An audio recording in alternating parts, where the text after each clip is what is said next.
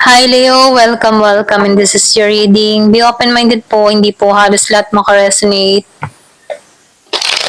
Kaya piliin nyo na lamang. And thank you nga po pala sa mga nag-subscribe. Lalo-lalo na po sa mga bumabalik. Marami pong salamat. Start na tayo Leo. Ano yung mensahe para sa'yo Leo ngayong 2025, okay?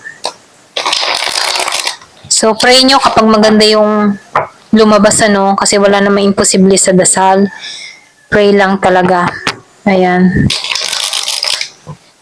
So, ito'y gabay lamang. Give me the message for Leo. Ano yung mensahe?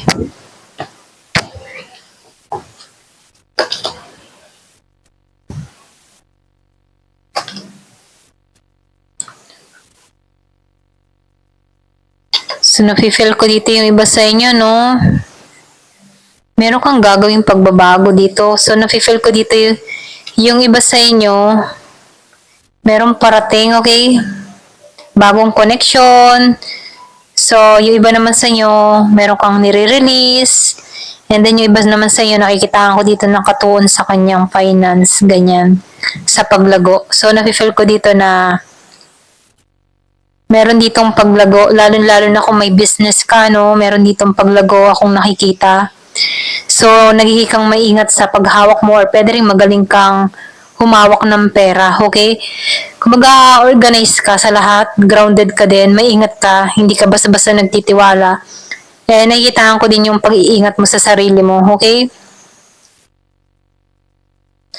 So, nakikita ko din sa iba, no? Meron kang parating dito, Scorpio, okay? Merong Scorpio na parating or pwede rin meron kang kadiling na Scorpio. So, nakikita ko dito, soulmate mo to. Kumbaga, itong connection na to ay masyadong comforting. Mapag-aruga, okay? Mapag-aruga sa bawat isa. Masyado ka nitong bine-baby, ganyan, or pwede rin sabihin na once na meron ka mga experience, sinishare mo dito, ganun din tong tao nito. Nakikita ko dito yung equal and balance na relasyon, okay? Connection, ganyan. Or pwede rin, kung hindi mo pa to ka boyfriend, ganyan, or girlfriend, ganyan, nakikitaan ko dito na magiging malalim yung komunikasyon, yung connection, kasi nakikitaan ko dito yung purity sa bawat isa. Pareho kayo ng hangarin, pareho kayo ng gusto, okay? Nagkakasundo kayo sa mga bagay-bagay. Ito lang na-feel ko, okay? So, masyado tong caring pagdating sa'yo. Ayan. So, nakikitaan ko naman, yung iba naman sa inyo, meron kang pag-cleanse, okay, na ginagawa sa sarili mo. Meron kang paglilinis, okay? So, meron ka ditong pagbibilang ng buwan, January, February hanggang Marso. Meron ka nang babaguhin sa sarili mo, okay? Or pwede rin sabihin, nag-iisip ka na ng ganun, okay? So, nakikitaan ko dito na nililinis mo na yung emotion mo, tinatanggalan mo na yung mga dapat tanggalan, inire-release mo na yung mga dapat alisin, okay? So, nakikitaan ko dito yung bagong emotion na parating sa'yo, yung pagiging positive, okay? So, nakikitaan ko dito yung pagtatapos, okay? Pagtatapos sa nakalumang nakaraan. Yung parang pagtatapos sa lumang nakaraan, na yan. Kumbaga, nakikitaan ko dito na nagiging malino na para sa yung lahat, okay? So, nakikitaan ko dito na hinihilom ni God yung puso mo, okay, sa nakaraan, sa mga masasakit na experience. So, nakikitaan ko dito na nasa grow ka or sa paglago mo, okay? So, nabifeel ko dito na meron ka nang inaalisan na mga maling paniniwala, okay? Kumbaga, nililimitasyonan mo na lang yung mga sarili mo. Nililimitasyonan mo na lang yung sarili mo, okay? Hindi ka basta-basta nagtitiwala. Ito lang nakikita ko, no? Kumbaga, binabalik mong muli yung lakas mo, yung katatagan mo. Okay? Pamula nung ikaw ay bata pa, okay? Binabalik mo yung dating ikaw na matatag na yan. So, nakikitaan ko dito, nagiging ka ng malaya sa sitwasyon, nagiging ka ng malaya sa mga nangyari sa nakaraan, nagiging ka ng malaya sa malalim na emosyon, okay? Yung iba sa inyo, no? Okay, kung meron kang kadiling dito na Pisces, tinatanggalan mo na to, inaalisan mo na to, ayaw mo na. So, meron din ako nakikita dito, meron kang kadiling na Gemini, okay? Inaalisan mo na to, binabalik mong muli yung katatagan mo para rito sa tao na to.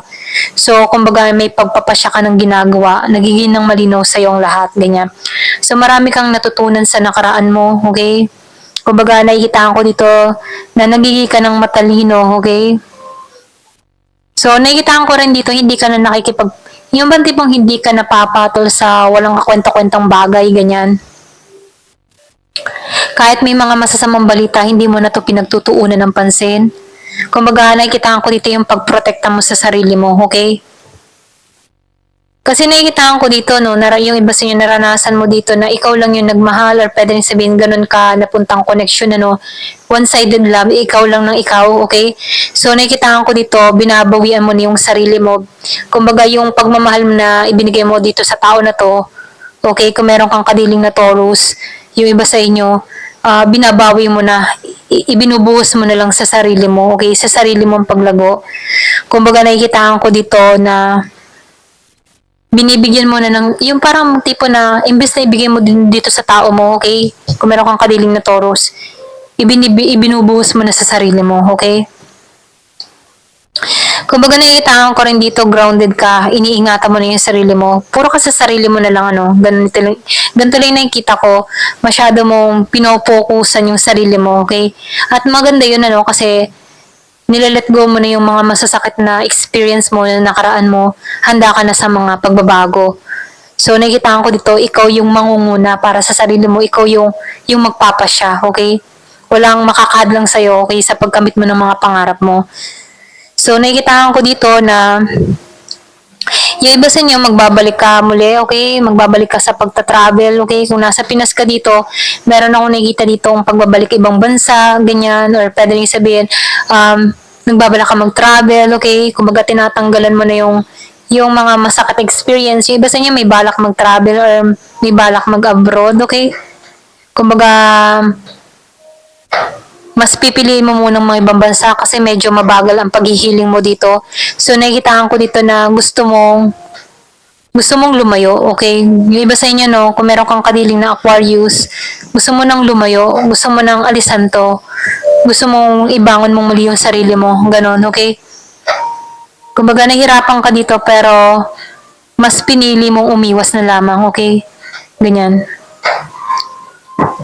Kasi meron ka ditong tao na masyado lang siyang focus para sa kanyang sarili, okay? Moody din tong tao nito at nagmamanipula. Okay, kumbaga wala kang kalayaan sa tao nito. Masyado tong makasarili. Okay, ito rin nakikita ko. Excuse me. Kumbaga itong tao nito immature, lalo-lalo na sa emotion. Hindi nito pinakikinggan yung ikaw, hindi siya marunong makiramdam, lalo-lalo na kung nasasaktan ka na. Pulos siya na lang ng siya, okay? Ganun yung nararamdaman ko dito sa tao mo. Okay, kung meron kang kadiling din cancer, yung iba sa inyo may kadiling cancer, masyado tong moody, okay? Gusto niya siya lang nang siyang masusunod, ganyan. Kumbaga itong tao nito ay makasarili, okay? Give me the message, ano pa yung mensahe?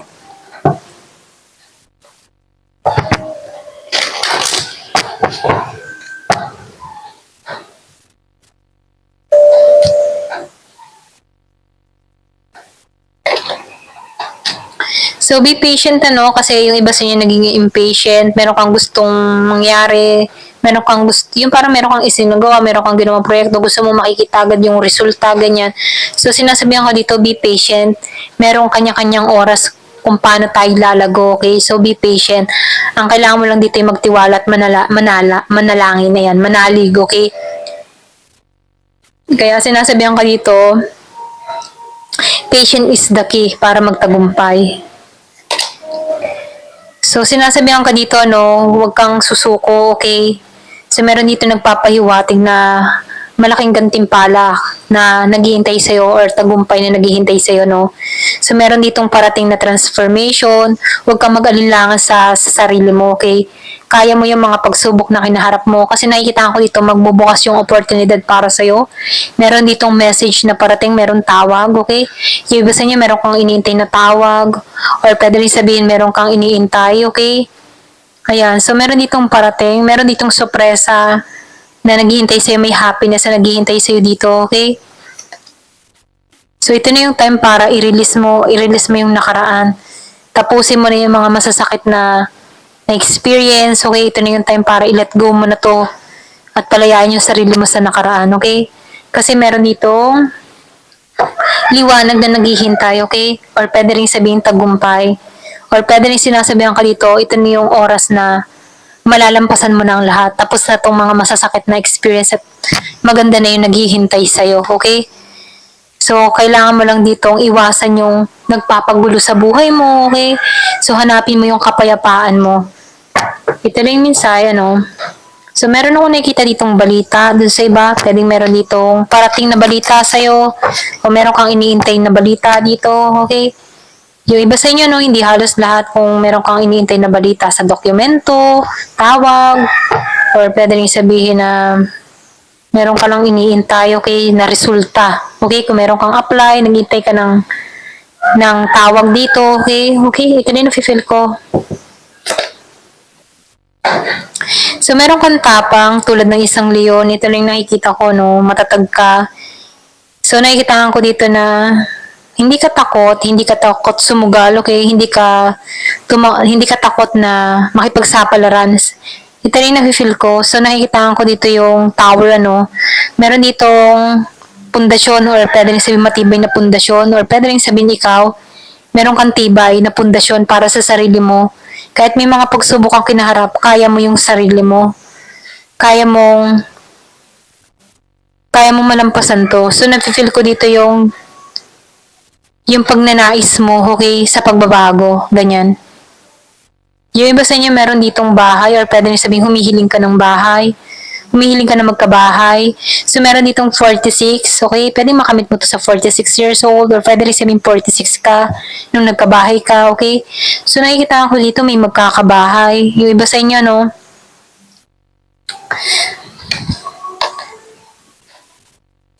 So, sinasabihan ka dito, no, huwag ka mawawalan ng pag-asa, patungo ka sa pagbabago, yakapin mo yung pagbabago, kasi parang tatangayin ka sa pagbabago. Ito rin na-feel ko, no. So, sinasabihan ka dito, or pwede rin sabihin nasa kaisipan mo yung pagbabago, kailangan na magbago, kailangan ng maging positibo, kailangan ng magtagumpay. So, nakikita ko dito, no, masayang paglalakbay dun sa ibang parating sa iyo. So, nakikita ko dito yung pagiging mong kind-hearted, okay? Yung iba sa inyo para kang pusong bata, okay? Kumbaga, masayahin kang tao. Ito rin nafe-feel ko sa'yo. So, meron ditong renewal. Meron ditong matiwasay na paglalakbay, okay? So, yung iba sa inyo more on travel ang gagawin. So, meron ditong 45 years old or pwede rin sabihin nagbabalak ka mag-travel ngayong 2025, okay?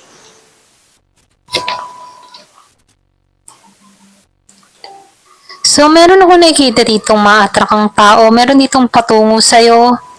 Kumbaga, hindi mo pa ito kilala. Ito rin nakikita ko, no? Yung iba sa inyo, sa travel mo ito makilala or pwedeng ipakilala sa'yo, okay? So, meron ditong transformation. Yung iba sa inyo, kababata or pwede rin matagal mo ng yung ba tipo na kababata, matagal na kayo hindi nagkita, pero pagtatagpuin muli kayo. Ito rin na-feel ko, no? So, nakikita ko dito yung probinsya, ganyan. So, na-feel ko dito, no, pinaglayo kayo ng tao nito, no. Ito na nakikita ko, kababata, pwedeng ng ibang bansa, lumaki sa ibang bansa, ganyan. Okay? Pero meron ako nakikita dito travel, okay? So, meron ditong happiness, meron ditong message. Ito lang nakikita ko dito. So, meron ditong happiness moment na parating.